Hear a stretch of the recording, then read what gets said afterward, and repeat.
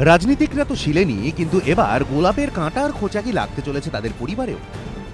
CBI সূত্রের খবর, রাজনৈতিক দলের নেতারা রোজ ভ্যালির কাছ থেকে একাই সুযোগ সুবিধে নিয়েছেন তেমন নয়, তারা নিজের পরিবারের সদস্যদেরও বিপুল সুযোগ সুবিধে পাইয়ে দিয়েছেন। তদন্ত করতে গিয়ে সিবিআইয়ের স্ক্যানারে এমনই তথ্য। তালিকার প্রথম নামই রোজভ্যালি কাণ্ডে ধৃত তৃণমূল সাংসদ তাপস পালের।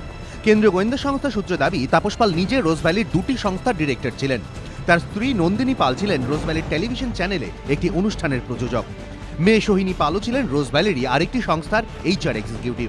পরিবারের পাশাপাশি তাপস পাল আরেক সাংসদকেও রোজভ্যালি থেকে অনেক সুযোগ সুবিধে পাইয়ে দিয়েছেন বলে অভিযোগ। শুধু অবশ্য তাপস পাল নন, তালিকায় রয়েছে আরও একাধিক নাম। সিবিআই সূত্রে দাবি, এক সাংসদ তার শ্যালিকার ছেলেকে রোজভ্যালি কর্ণধার গৌতম কুণ্ডুর পার্সোনাল অ্যাসিস্ট্যান্ট হিসেবে চাকরি পাইয়ে দেন। এজন্য মাসে মাসে তার পকেটে যেত মোটা বেতন।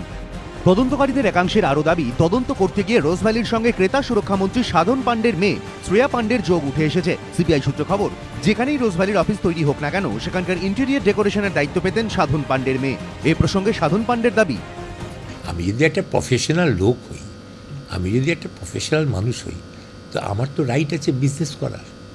আমি পলিটিশিয়ান হতে পারি, আমার মেয়ে তো পলিটিশিয়ান নয়। সিবিআই সূত্রে দাবি, এই নেতা মন্ত্রীদের প্রভাবের কারণেই তাদের কাছের লোককে মোটা টাকার বিনিময়ে কাজ দেন গৌতম কুণ্ডু। বদলে তিনিও এদের থেকে অনেক সুযোগ সুবিধা নিয়েছেন বলে অনুমান গোয়েন্দাদের।